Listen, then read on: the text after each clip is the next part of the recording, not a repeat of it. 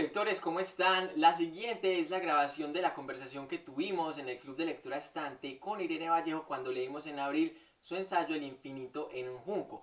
Fue una conversación muy íntima, muy bonita, donde además tuvimos la oportunidad de conversar de varios temas como la traducción, las redes sociales y la crítica que ha recibido el libro, las partes del libro que no salieron por procesos de edición y muchos otros temas más.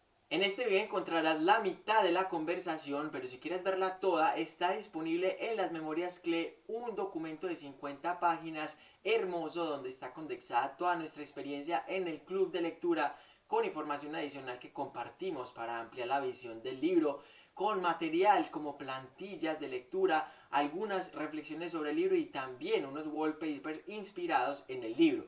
Así que si quieres obtener este documento, las memorias CLE, y la entrevista completa, ve a la tienda del Estante Literario donde está disponible para que lo descargues. No siendo más, pasemos a la entrevista y espero que la disfrutes. Ahí está. Bueno, perfecto.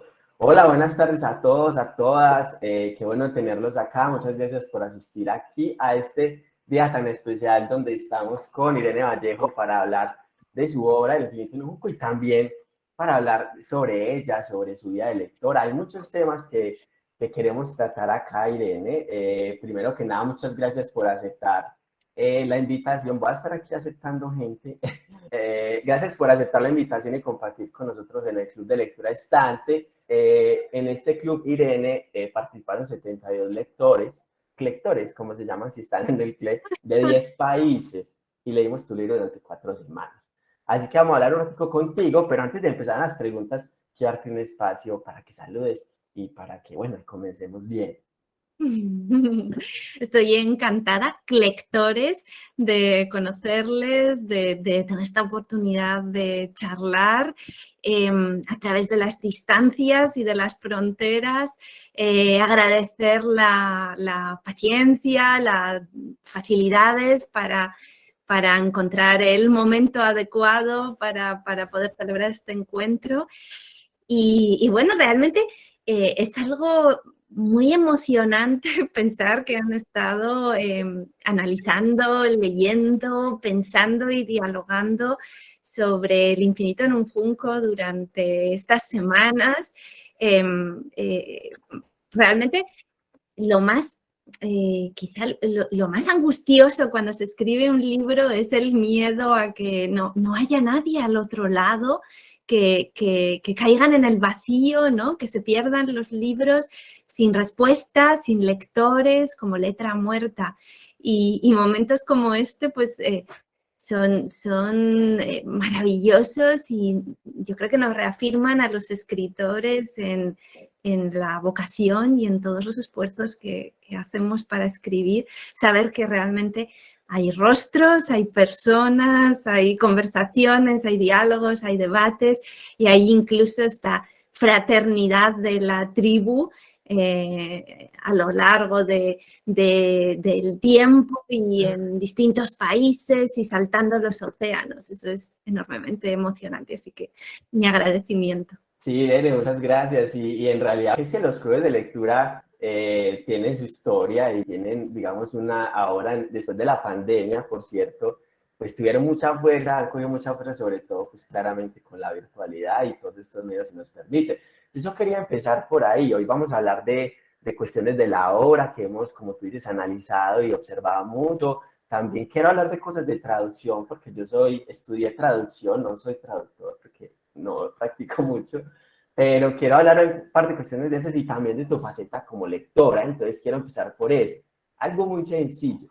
¿Has participado tú en clubes de lectura? ¿Cómo ha sido tu experiencia? Y también, ¿qué opinas o qué es tu concepción de los clubes de lectura también como esta fuerza y esta forma de darle más vida a las historias? Es muy interesante para mí el fenómeno de los clubes de lectura porque de alguna manera es como regresar a la oralidad, la letra escrita que ha favorecido a lo largo de los siglos la lectura individual, silenciosa, aislada. De alguna manera ha vuelto, ¿no?, con un extraño vericueto a convertirse en algo solidario, compartido, oral y me pareció un desarrollo muy hermoso. Yo tengo que decir además que durante muchos años, durante una década entera, en realidad trabajé con editoriales muy pequeñitas, muy independientes, en un circuito pequeño alrededor de mi ciudad, y a lo que yo me dedicaba era precisamente a ir en coche a pequeñas bibliotecas del mundo rural para encontrarme allí con lectores en clubes de lectura, a veces 5, 6, 7 personas en lugares extraordinariamente llamativos. Recuerdo un club de lectura en una plaza de toros abandonada que se había convertido, ¿no?, en biblioteca, y en esa biblioteca celebrar un club de lectura, esos maravillosos encuentros donde la gente venía con los platos de comida, que era una cosa que me fascinaba, ¿no? En el mundo rural los clubes de lectura siempre acaban comiendo, acaban en banquete, ¿no? Entonces cada uno venía con su platito cubierto por una servilleta, los unos con la tortilla de patatas, con las croquetas, con el dulce, con su especialidad. Y en algún momento la charla intelectual se convertía en banquete, en disfrute gastronómico, ¿no? Y fue una experiencia muy bonita. Yo digo que en la trinchera de la lectura, ¿no? Allí en esos pequeños puntos donde la gente se reúne, unos pocos, no les importa ser pocos, pero mantienen esa esperanza, esa fe en la palabra, en el diálogo, en los libros, y abandonan las pantallas, los móviles, las distracciones, las tareas, para compartir ese rato dialogando sobre los libros y debatiendo sobre distintas lecturas en distintos géneros, y forjando amistades a través de esas lecturas y de esas reflexiones. Entonces, para mí es algo muy especial, porque es allí donde yo me forjé como lectora, y es más, todas esas conversaciones durante una década tuvieron mucho que ver con el planteamiento del infinito en un junco, porque estaba en constante conversación con los lectores, intercambiando experiencias sobre lo que significaba para ellos la lectura, y es de allí donde saqué este convencimiento, que no tenía entonces mucha base empírica porque me movía en un territorio muy pequeño alrededor de mi ciudad, pero que yo intuía que era real, de que existía mucha gente dispersa en muchos lugares, probablemente sin conocerse entre sí, sin comunicación entre esos grupos, pero toda esa gente que estaba manteniendo la constelación de la lectura viva. Y me parecía tan esperanzador, tan poco conocido, ¿no?, un fenómeno al que no se le suele dar repercusión ni en los medios ni en los titulares, cuando en general el discurso es muy catastrofista sobre el fin de la lectura, cada vez leemos menos, etc. Y yo tenía la sensación de que estaba viendo a esa resistencia en acción, y quería contar también ese relato, ¿no? Contar la historia de todas esas personas para los que los libros han sido importantes, para los que los libros se han convertido en sanadores de alguna manera, los que han encontrado refugio, experiencia, conocimiento, esperanza en la lectura, y los que además traban amistad a través de los libros. Y en algunos pueblos me han contado cosas muy bonitas, como por ejemplo, pues las heridas de la Guerra Civil Española, que todavía están vivas, sobre todo en el mundo rural, ¿no?, donde en algunas poblaciones y localidades, perdón si me estoy extendiendo demasiado en la respuesta, pero la anécdota me parece muy bonita. Todavía siguen vivos resentimientos heredados de familias que estuvieron en un bando y en otro, y que sufrieron pues delaciones, persecuciones, y personas que no se habían hablado durante generaciones superaron ese rencor cuando se reunieron en el club de lectura. Eso me parece un testimonio muy hermoso de la capacidad de los libros para reconciliarnos, para ponernos en el lugar de otros y para sanar las heridas. Sí, definitivamente, eso es algo que hemos encontrado mucho en el club, y es muy lindo porque es algo que yo he intentado promover mucho aquí, es como esa capacidad del diálogo, y ese espacio para el diálogo que permite, digamos, como un campo de batalla, si se quiere por llamarlo así, que es el libro, el lugar donde tiene sus fronteras y a partir de ahí discutimos, ¿cierto? Y que esa ficción nos permite pues como hablar de ciertas cosas y que atraviesan mucha de nuestra experiencia como lectores, pero también nuestra experiencia de vida. Entonces los clubes de lectura son realmente muy buenos en eso y yo pienso, por ejemplo, en un tema que es muy recurrente en tu libro, que lo tomas cuando Alejandro Magno quería unificar los pueblos de Alejandría y el imperio, y como la biblioteca trataba de reunir el conocimiento de otras culturas, cuando Heródoto en sus historias también trata de converger como la mirada del otro, y este cosmopolitismo, si se quiere, también que promueve la lectura, ¿cierto? Entonces yo quería preguntar como por eso. Los clubes de lectura son también un espacio para mirar al otro, para escucharlo, y eso es una muy linda función de los libros, ¿no? Como hacernos dar cuenta de que ahí está el otro, de que el otro tiene su voz y de que aprendemos mucho escuchándolo, ¿no? Y cuando hablamos contigo y en general tú siempre tienes esa mirada como conciliadora hacia el otro, esa, como decías tú, las catástrofes que se vaticinan, pero tú estás ahí como mediadora y como esa comunicadora entre mundos, ¿no? Es muy hermoso cómo lo describes.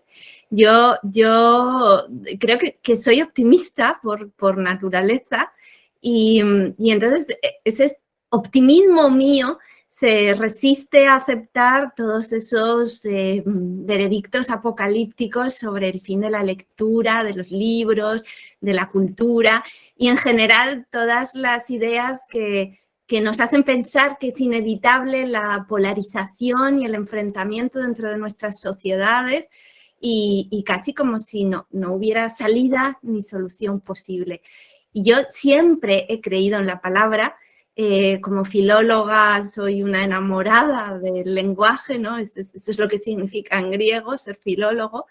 Y siempre he pensado que había otra realidad que yo había, por un lado, investigado, ¿no? Descubierto en el transcurso histórico de los libros, más allá de la, digamos, el pequeño campo de visión con el que lo analizamos ahora. Si lo contemplamos a lo largo de los siglos, en el fondo la evolución de los libros es profundamente esperanzadora. Los libros lo tenían todo en contra y sin embargo han sobrevivido y han atravesado épocas de pobreza, de saqueo, hundimientos de imperios, empobrecimientos, guerras, pandemias y sin embargo han salido con bien y han llegado hasta el presente, ¿no? Y entonces yo quería destacar que son grandes supervivientes, no todo lo contrario, la fragilidad, que es de lo que nos están hablando constantemente, sino la capacidad de supervivencia, ¿no?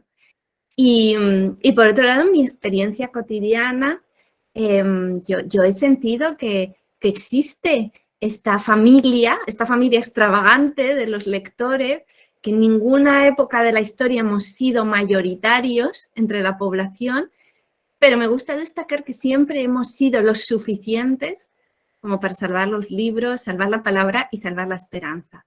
Entonces, me gusta destacar esos hechos para contrarrestar precisamente la oscuridad habitual de los discursos imperantes.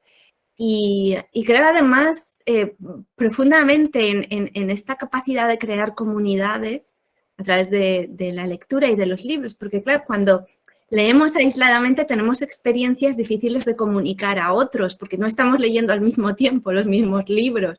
Entonces yo, digamos, instintivamente con mi madre he creado siempre este concepto del club de lectura. En cuanto un libro me había gustado mucho, estaba presionándola para que lo leyera y pudiéramos comentarlo juntas, ¿no? Desde la infancia, cuando ella me contaba los cuentos antes de dormir, hemos tenido este debate permanente sobre las historias y sobre los relatos, hasta el punto que incorporamos esos relatos a nuestras conversaciones, a nuestra experiencia.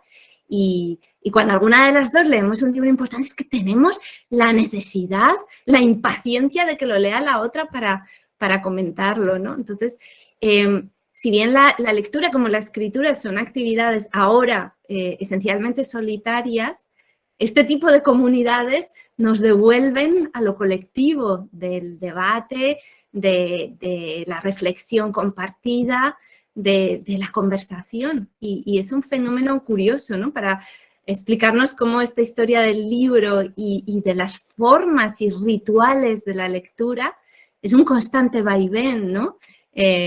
En un momento dado empezamos a leer en silencio y aisladamente como una forma de conquistar libertad e intimidad, y después volvemos otra vez a la lectura colectiva en busca de la compañía, del debate, de las ideas compartidas. Y así en ese movimiento pendular estamos siempre intentando aferrarnos a las palabras como un faro, ¿no? Ya que hablábamos de Alejandría, como un faro permanente. Y yo creo que es importante, que es muy valioso y que al final la aventura que yo quería contar en El infinito en un junco continúa y está viva en lugares como este. Sí, hablando de lo que vuelve y esas, digamos, ese momento pendular, una de las cosas que a mí me sorprendió más y que a muchos lectores les ha sorprendido era el hecho de descubrir que en un momento de la historia no se leyó en voz baja o mentalmente, sino en voz alta, y lo importante y lo lindo que era también esa oralidad y esos cantos de los aedos y todo, y tengamos también el protagonismo que ha entrado ahora, por ejemplo, los audiolibros, ¿no? Que nuevamente nos han traído las historias, esas cadencias, esa intimidad de contar una historia, ahora con forma tan íntima también de tenerlo acá. Es algo que quiero preguntarte, pero también quiero introducir un tema, entrando a lo de la traducción, y es que tú en una entrevista dijiste que, pongo entre comillas, me llama la atención que en traducciones la gente se pone muchas veces en lo que se pierde y en realidad no somos conscientes de todo lo que ganamos. Espacio mental, horizontes, ideas que alimentan la nuestra y la capacidad de crear comunidad. A mí me interesó un tema recurrente en el libro que ya dije que era el cosmopolitismo, y con respecto a esta traducción como forma de ir al otro, de ver el otro que está diciendo, de conocerlo y también de contar mi historia a otras culturas, me parece muy interesante. Y tú decías también que sin traducir habríamos sido mucho más chauvinistas y provincianos. Entonces, tú siendo filóloga y políglota también, porque entiendo que hablas varios idiomas, ¿has traducido? ¿Cuál ha sido tu experiencia ahí? Y también, esta es una pregunta de Daniel Penagos, que por cierto conociste en Medellín. ¿Cuál ha sido la relación con los traductores de tu obra y esos títulos que cambian, esas experiencias de traducción que has tenido con tu libro? ¿Qué tanto has metido la mano tú como filóloga y todo? Bueno, una pregunta muy compleja con muchas interrogaciones interiores. Vamos por partes. En El infinito en un junco a mí me interesaba mucho destacar, insistir en que realidades que ahora nos parecen cotidianas no tendrían por qué haber existido. Las bibliotecas no tendrían por qué haber existido. Ahora nos parece lógico que estén a nuestro alrededor, pero no tendrían por qué. No había ninguna especie de destino escrito ni de fatalidad por lo que tuvieran que existir ni los libros, ni las bibliotecas, ni la traducción. Entonces, yo intento hacer lo que decía Aristóteles, que es el origen de la filosofía, ¿no? Que es potenciar el asombro, que seamos conscientes de que todos nuestros rituales, nuestras costumbres asociadas a los libros han nacido de búsquedas, de ideas, de necesidades, de proyectos. No han surgido, no han brotado como una planta naturalmente, ¿no? Son el resultado de largas búsquedas y también de la convicción de mucha gente, ¿no? En el caso de la traducción yo creo que es especialmente evidente. Durante mucho tiempo las culturas principales, Egipto, Mesopotamia, China, estuvieron muy separadas las unas de las otras y en general no leían, salvo algunos individuos que conocían las lenguas o que vivían en territorios fronterizos y que servían un poco de conexión entre culturas, la mayoría de ellos no se preocupaban por conocer la religión, el pensamiento, los relatos, las mitologías de los otros grandes pueblos. Con el proyecto de Alejandría, algo cambia para siempre y de una forma decisiva, al menos para Europa, y luego se potenciará a través de Europa y se proyectará hacia el exterior, ¿no? Es ese concepto de que no solo nos interesa lo que nosotros hemos dicho, hemos pensado, hemos vivido y cuál es nuestra historia, nuestros conceptos, nuestro imaginario, sino que nos interesan los hallazgos de los demás, ¿no? Y eso luego ha sido importantísimo en la medida en que, por ejemplo, el propio Aristóteles durante mucho tiempo estuvo casi perdido en Europa y fue el mundo musulmán el que lo mantuvo vivo, lo investigó, lo copió, lo conservó para que luego volviera de regreso otra vez a Europa, y esto ha sucedido muchas veces en los mejores casos. En otros casos mucho peores, pues no se ha entendido la importancia del diálogo de las culturas y se han destruido, se han quemado pues muchos testimonios de cultura, como pasó desgraciadamente en Latinoamérica, ¿no? Cuando llegaron los españoles, muchos textos, muchos libros, muchas formas culturales acabaron quemadas o destruidas por no entender el enriquecimiento cultural que esto significaba. Entonces, bueno, yo soy una abanderada de la traducción, aunque no me dedico profesionalmente a ello, pero pienso que el impacto que ha tenido la posibilidad de traducir los libros ha sido enorme, y solo tenemos que pensar cada uno de nosotros en los libros que amamos, cuántos de ellos no habríamos podido leerlos si no hubiera traducciones, ¿no? ¿Cuántos de los libros que son referentes absolutos, que nos han cambiado la vida, cuántos de ellos no los hubiéramos podido leer porque no sabemos la lengua, o si solo pudiéramos leer en las lenguas que conocemos? Entonces, me parece importantísimo destacarlo, porque en general la tarea de los traductores está como en la sombra. No conocemos los nombres de los traductores a los que leemos, no reparamos en ellos, no figuran en general en la cubierta de los libros, que esta es una batalla que yo estoy librando para intentar que todos mis editores hagan figurar el nombre del traductor en la cubierta, o al menos le den el mayor protagonismo posible, incluso con biografías en las solapas, porque creo que son coautores del libro. Y me parece que hay que reivindicarlo porque son muy importantes. Es una tarea muy discreta, practicada generalmente con muchísima elegancia. Los traductores son escritores que ponen su talento y sus conocimientos al servicio de otros, sabiendo que la gloria se les van a llevar, en el mejor de los casos, los autores originales, para la que hay que estar muy preparado, porque hay que saber mucho para ser un buen traductor, y que ha tenido un enorme influjo en la historia de la humanidad, ¿no? Realmente, si existe la literatura universal, es gracias a los traductores.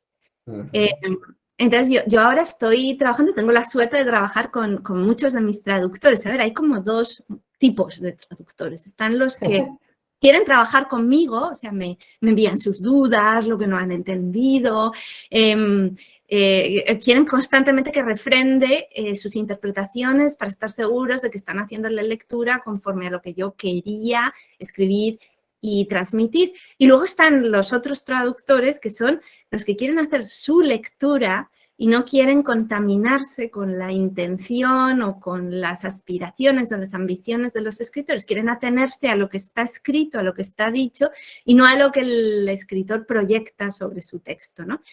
Entonces, yo respeto las dos opciones. Cuando los traductores se quieren poner en contacto conmigo, trabajo con ellos. Cuando no quieren, respeto su intimidad y su método de trabajo. Pero en todo caso, lo que sí que hago siempre en todos los procesos de promoción en los distintos países a los que he viajado hasta ahora es constantemente mencionar los nombres de mis traductores y pedir a la gente, a los lectores, al clan lector, que por favor sea consciente de la importancia del traductor. Cuando un libro está bien traducido, que reparen el nombre, que premiemos a los buenos traductores sobre los traductores más negligentes, que sepamos que hay mucho en juego también en una buena traducción, y que seamos conscientes de que enviemos a las editoriales el mensaje de que merece la pena invertir en buenos traductores, en traductores bien preparados. Sí, Irene, espiaste mis notas. las leíste, porque has tocado muchos de los temas que me gustaría tocar. Mencionaste sin nombrarla a la Escuela de Toledo, ¿cierto? Parte que fue una escuela de traductores precisamente en España que se encargó de volver a reintegrar muchos clásicos que habían salido del territorio europeo, sobre todo con los árabes que se habían interesado en ellos y ellos los volvieron a traer. Y también en temas como lo que faltó, ¿cierto? Lo que faltó en el libro o lo que tú hubieses querido que estuviera y de lo que estás consciente, porque he leído en algunas entrevistas que decías que muchos con el contacto de los lectores te han dicho historias, ideas, personajes, territorios, donde la historia del libro ha tenido un protagonismo, como lo mencionas en las comunidades precolombinas, antes del descubrimiento y de la conquista, también en Asia y en China, donde hubo desarrollos tan importantes. Entonces, yo te quisiera hacer una pregunta ahí, que es una pregunta pues también como doble. Primero, de manera enciclopédica, si nos puedes ilustrar tú, que debes saber un poco sobre la Escuela de Traductores de Toledo para que nos compartas eso, que sé que muchos no lo conocen, yo sí, pero mejor escucharlo de ti.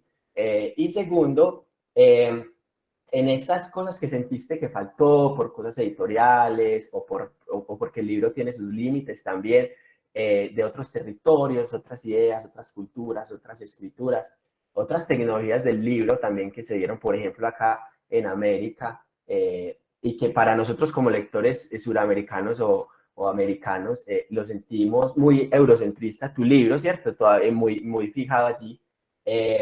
¿Tienes planes como para abordar eso o qué sientes que faltó en tu libro en ese sentido y que lo lamentas? Y también para recordártelo enciclopédicamente lo de la Escuela de Toledo. Sí, sí, sí. A ver, es cierto que El infinito en un junco, tal como se ha publicado, se centra claramente en el Próximo Oriente y en Europa. En realidad, la gran capital respecto a la que gravita todo es Alejandría, que no es Europa, es Egipto. Pero bueno, indudablemente está centrado en esas primeras culturas y en la llegada del libro y la escritura a Europa y cómo se ha ido forjando el libro tal como lo conocemos hoy. Eso no tiene que ver con que yo considere menos importantes las aportaciones de otras culturas, sino que el mundo clásico grecolatino es mi especialidad, es el territorio que yo mejor conozco. Y mis propios editores me aconsejaron para evitar una dispersión excesiva de contenidos, centrarme en ese periodo. De hecho, había una tercera parte del libro que llegaba precisamente hasta la época de la conquista y los descubrimientos, pero que los editores me recomendaron eliminar del libro para centrarme más en Grecia y Roma, que eran, digamos, el propósito inicial, como dice su subtítulo, el subtítulo del libro, ¿no? Una historia de la invención de los libros en Grecia y Roma. Evidentemente hay grandes hallazgos también en el lejano oriente, empezando por el papel, evidentemente, de los que hablaba en esa tercera parte que se extinguió, pero que han quedado un poco al margen. Para mí el infinito en un junco no es en absoluto un libro enciclopédico.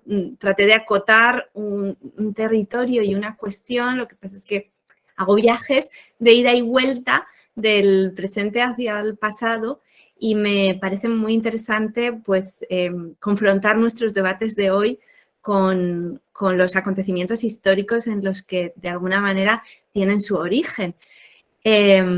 Entonces, bueno, pues atendí al criterio de mis editores, confiando en que tuvieran razón. El motivo principal era que no querían que el ensayo fuera demasiado largo, para ser sincero, pero porque pensaban que un ensayo muy largo pues ahuyenta al público.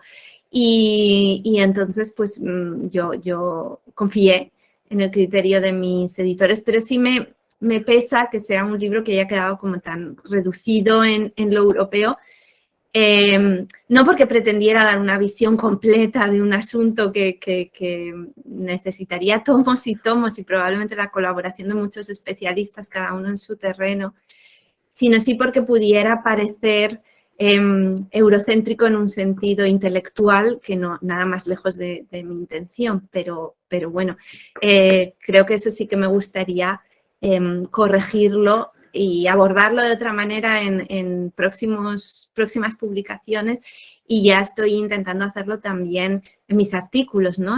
Aceptar un poco visiones y tratar de asuntos pues como los quipus de los incas o los códices mesoamericanos, que me parecen un asunto también muy, muy interesante, y también las variedades de papel y de formatos para la escritura, como el papel amate, que también me parecen una cuestión muy, muy interesante, ¿no? Y que nos permite reflexionar sobre esta cuestión, ¿no? De hasta qué punto los libros se han sentido como algo tan importante y tan necesario, que es uno de los pocos inventos que ha nacido independientemente en tantos territorios, ¿no? Sin contacto y sin embargo, de una manera u otra, con peculiaridades locales, evidentemente, han nacido sistemas de escritura y formas de libros, han nacido en tantos territorios, ¿no? Eso habla de cómo somos realmente criaturas construidas a través de nuestros relatos y de nuestras palabras, ¿no? O quizá como,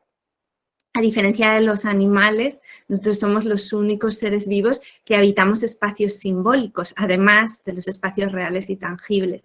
Y eso me parece una dimensión tan esencial que me gusta explorarla en sus distintas geografías y en sus distintos territorios, porque al final hay una comunidad profunda en esa necesidad de expresarnos y de salvar del olvido nuestros relatos, nuestros hallazgos, nuestras emociones, nuestros versos, ¿no? Eso es un universal absoluto y es hermoso que compartamos eso.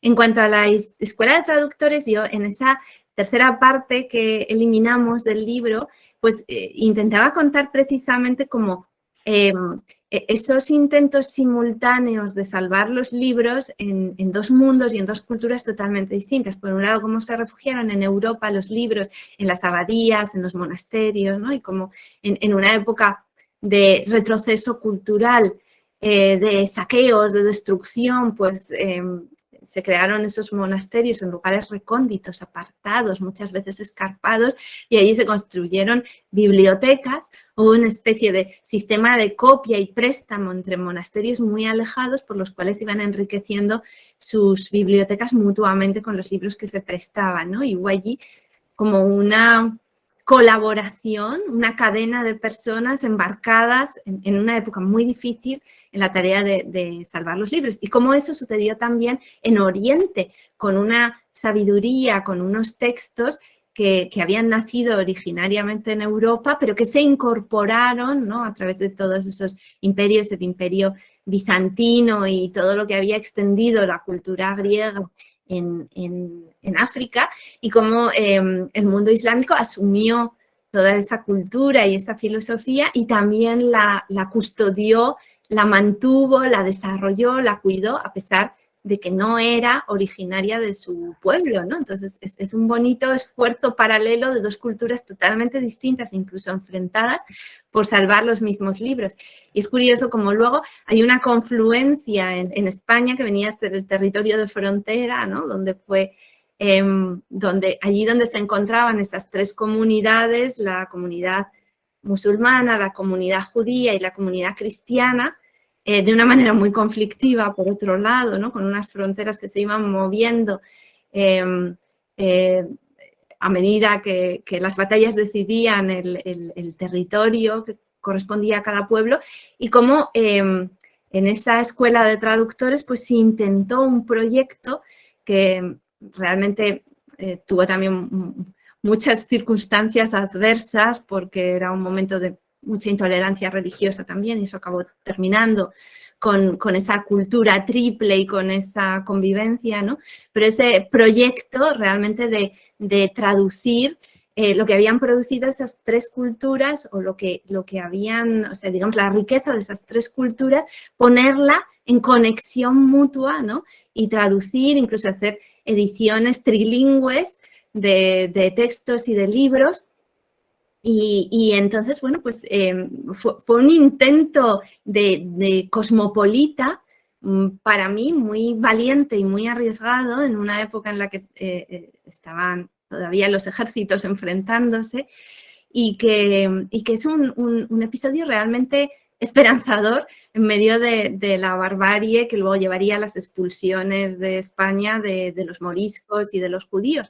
Pero hubo un momento en el que realmente algunas personas apostaron por otra forma de convivencia y de entendimiento cultural y la Escuela de Traductores de Toledo, la propia ciudad de Toledo, que era un lugar de fuertes comunidades judía y musulmana, pues representan otro modelo posible de sociedad y de convivencia y una serie de personas que realmente se esforzaron por conseguirla con el arma de la cultura, y creo que eso es especialmente hermoso, ¿no? Y bueno, pues a lo largo de la historia se pueden ir encontrando esos lugares, esas capitales, esos epicentros donde las culturas se han enriquecido mutuamente, se han fundido y donde han surgido pues momentos excepcionales de creatividad y de transmisión, ¿no? Porque la transmisión es también muy importante para el futuro de los libros y para nuestra vida como lectores. Bueno, lectores, esa fue la mitad de la conversación que tuvimos con Irene Vallejo en el Club de Lectura. Si quieres conocer la otra mitad y mucho más contenido sobre nuestra experiencia en el Club de Lectura, recuerda que está todo disponible en las memorias CLE que puedes adquirir en la tienda del Estante Literario. El enlace está en la descripción, así que ve allí y consigue la tuya. Gracias por ver este video. Chao.